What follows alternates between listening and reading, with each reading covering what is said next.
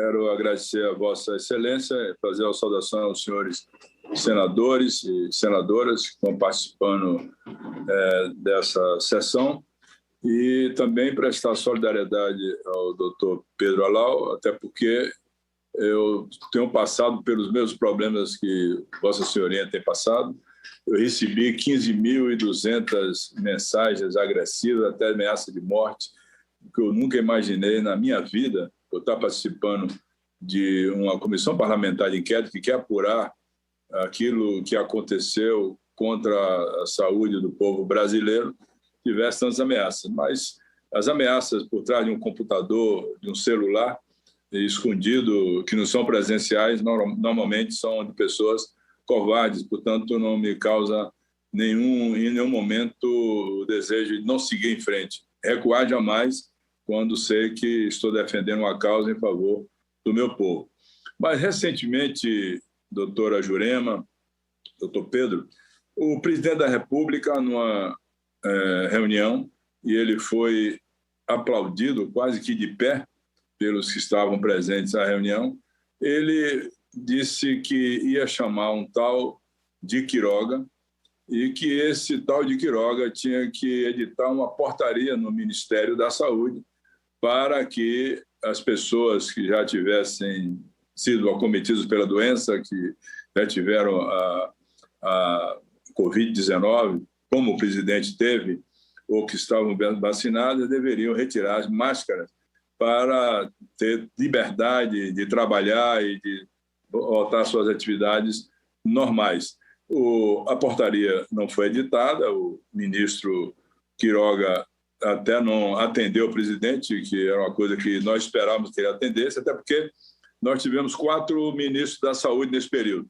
2 não quiseram seguir as orientações do presidente a respeito das ações de combate à pandemia, o Mandetta e o Nelson, e 2 aceitaram seguir o gabinete das sombras, aí, que é liderado pelo presidente, e ele determina as ações no Ministério da Saúde, sobretudo no período do ministro Pazuello, que confessou nessa cadeira que o senhor está sentado aí, de que não entendia absolutamente nada da doença e não sabia o que era o Sistema Único de Saúde.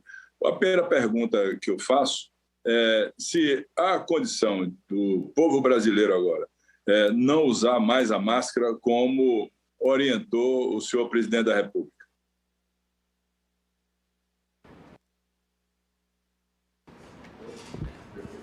Senhor senador, muito obrigado pelas considerações. Devo admitir que, a vinda a essa CPI, a única angústia que me causava eram as perguntas do senador Otto Alencar, que costuma fazer umas perguntas difíceis para os depoentes. Estou brincando com o senhor, senador, representante da Bahia, um dos estados que eu tenho mais carinho nesse país. Não é momento de retirar a máscara no Brasil, basicamente porque a retirada da máscara depende de alguns critérios e o Brasil não preenche nenhum deles. São 4 critérios mais tradicionais. Nós temos que ter número de casos novos muito baixo. Não é o momento. O Brasil ontem quebrou o recorde do número de casos diários. Nós precisamos ter espaço suficiente nas unidades de internação, não é a realidade. Quase todos os estados do Brasil têm hoje acima de 80% de ocupação. Nós precisamos ter os óbitos controlados e nós precisamos ter a vacinação avançada. O Brasil, infelizmente, só tem 12% da população adulta da população total vacinada, isso dá cerca de 16%, 17% da população elegível, isso faz com que não seja momento de retirada de máscaras. Nessa semana eu escrevi um texto, senador, dizendo que chega a dar inveja desses outros países que já estão podendo retirar a máscara. E eu acho que é uma inveja saudável, mas infelizmente não é o momento. Adoraria que fosse, senador, mas infelizmente não é momento ainda. E sobre a consideração inicial do senhor de que o discurso do presidente foi amplamente aplaudido, olha, eu já comentei sobre isso numa entrevista na TV, todas as vezes, eu não era nascido, mas todas as vezes que eu vi o discurso do Hitler, tinha gente aplaudindo. Não estou fazendo nenhuma comparação aqui, mas estou dizendo que o fato de que alguém foi aplaudido num discurso dentro do Ministério, que ele mesmo é o presidente da República, é absolutamente normal, é perfeitamente compreensível. Pois não. A outra pergunta que eu faço é o seguinte: Aquele paciente que teve a doença, seja ela sintomática, leve, moderada ou na forma grave, ele desenvolve imunidade para ter condição segura de não voltar a ter a reincidência da doença? Doutora Jurema, quer comentar? Sim. Por favor, doutora Jurema. Bom, senador Otto, obrigada pelas considerações, importantes perguntas, que para esse momento eu vou fazer um comentário, mas certamente o doutor Pedro vai completar. Primeiro, chamar a atenção para a primeira parte da sua pergunta sobre as condições de deixar a máscara, não é? Já está devidamente documentado o papel que as máscaras têm na proteção das pessoas. Como o doutor Pedro falou, o Brasil não cumpre nenhum dos 4 critérios, né, de número de casos, de número de vagas em hospitais e UTI, da redução dos óbitos ou da quantidade de vacinas postas em curso para garantir a proteção, não é? Mas por outro lado tem uma outra parte, não é a nossa expectativa, a expectativa do Grupo Alerta é que a presidência edite uma portaria para garantir máscaras de qualidade para toda a população. É essa a urgência. Não é para retirar, muito pelo contrário. É preciso garantir que toda brasileira, todo brasileiro, em qualquer parte do território nacional, tenha acesso às máscaras. As máscaras, junto com as outras medidas, vão fazer a diferença. E essa decisão é urgente. Em relação à sua segunda pergunta, senador Otto, em relação à imunidade do paciente, também já está posto, já tem conhecimento suficiente que mostra que a imunidade de que as pessoas as pessoas positivas, né, a resposta imunológica à presença do vírus no corpo das pessoas, essa resposta imunológica é temporária. Depois de algum tempo, os anticorpos, a resposta imunológica fica indetectável, ou seja, ela desaparece. Fora isso, a gente está com as chamadas variantes, né? As variantes, quer dizer, ou seja, não há segurança de que não vá surgir, particularmente aqui no Brasil, com esse descontrole e tamanho, não há segurança que não vá surgir uma variante para a qual a gente ainda não tem nem vacina. Do jeito que a gente está caminhando, corre o risco de não demorar muito e surgir uma variante que nem as vacinas atuais, que são eficientes, venham a ser eficientes no futuro. Então é urgente, senador, garantia das medidas de redução da transmissão, de testagem e vigilância epidemiológica, distribuição de máscara para todo mundo e, sim, a informação baseada em conhecimento que afirma que não é hora de relaxar, não é hora de propagandear alternativas que não são alternativas, mas são caminhos para mais morte, para mais doença, para mais sequelas, para mais dramas que a gente não pode aceitar. O que eu perguntei, na verdade, é para esclarecer a população brasileira e que o paciente que adquiriu a doença, que contraiu a doença, ele pode não desenvolver a imunidade, ou seja, ele não está completamente protegido. E se ele tiver uma carga viral, doutor Pedro Alau, ele pode voltar a ter doença? É isso que eu quero perguntar. Muito obrigado, senador. Não é exatamente a minha área de pesquisa, eu gosto sempre de lembrar minha formação inicial em educação física, meu mestrado, doutorado em epidemiologia, mas tenho ouvido muitas considerações dos colegas, a doutora Natália Pasternak acabou de me enviar essa mensagem. Realmente, as reinfecções, o risco de reinfecção varia muito de pessoa para pessoa. Existem casos de reinfecção, depende da carga viral e da resposta imune que foi dada à infecção original. Especialmente com a ampla circulação de variantes, a probabilidade de reinfecção aumenta pela óbvia diferença entre a variante e o vírus original. Então, advogar que uma infecção no passado faz com que a pessoa não precise mais tomar as medidas de precaução, é uma medida totalmente equivocada sob o ponto de vista da saúde pública. Pois é que eu estou falando isso para esclarecer, inclusive, porque aqui no meu estado eu tenho acompanhado os casos que os meus colegas, eu não sou infectologista, mas converso muito com eles. Nós já tivemos 2 casos graves aqui de pacientes que tiveram a doença e depois receberam uma carga viral muito alta e desenvolveram a forma aguda da doença. Portanto, é super importante que se mantenham todas essas ações de máscara, de distanciamento físico, para não voltar a doença, mesmo aqueles que tiveram a doença. A outra coisa que a doutora Jurema falou é que essa doença, essa SARS-CoV-2, Covid-19, por ser uma doença nova, tem algumas coisas, algumas informações que ainda são interrogações nos principais centros de tratamento e também dos epidemiologistas. Por exemplo, a doutora Juliana falou sobre duração da imunidade. A duração da imunidade, eu pergunto inclusive a ela, nós no Brasil, até no mundo, não se tem ainda segurança por quanto tempo aquele que teve a doença ou até que está vacinado, que recebeu as 2 doses da vacina, vai ter uma imunidade por X meses, ou 2 anos, ou 3 anos. Eu queria perguntar à doutora Jurema se ela tem alguma informação a respeito da duração da imunidade, até para quem recebeu as 2 vacinas.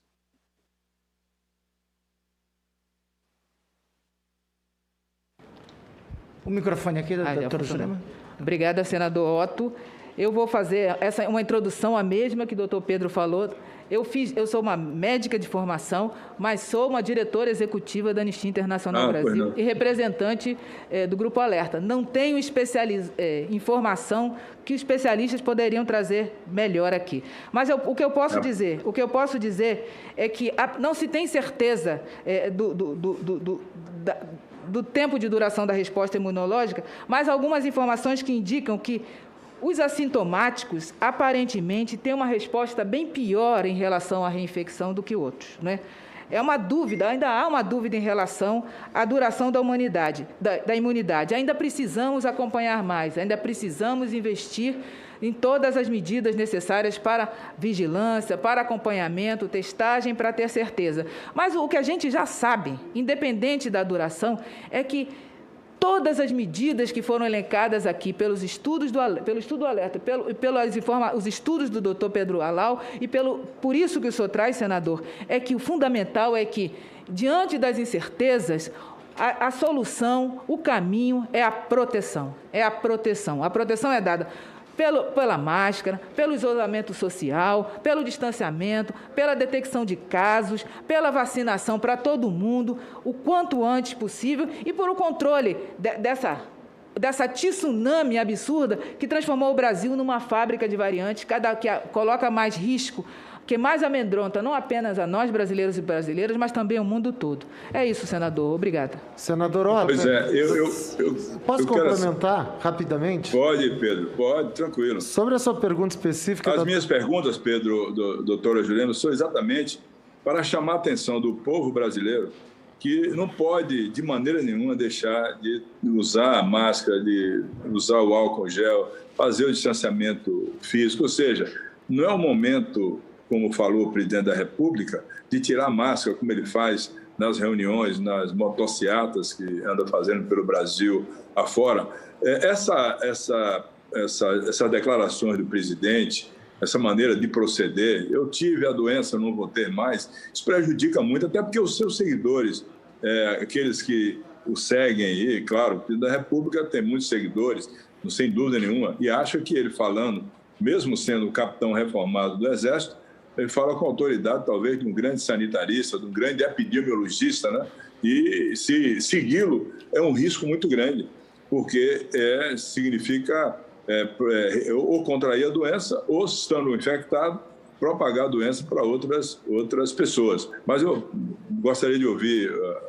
Doutor Pedro. Senador, muito rapidamente, em relação à duração da imunidade gerada pelas vacinas, não se tem a resposta definitiva, mas se tem uma sugestão de que essa não é uma vacina que nós vamos tomar só uma vez na vida E a dúvida é se será uma vacinação anual, ou a cada 2 anos, 3 anos.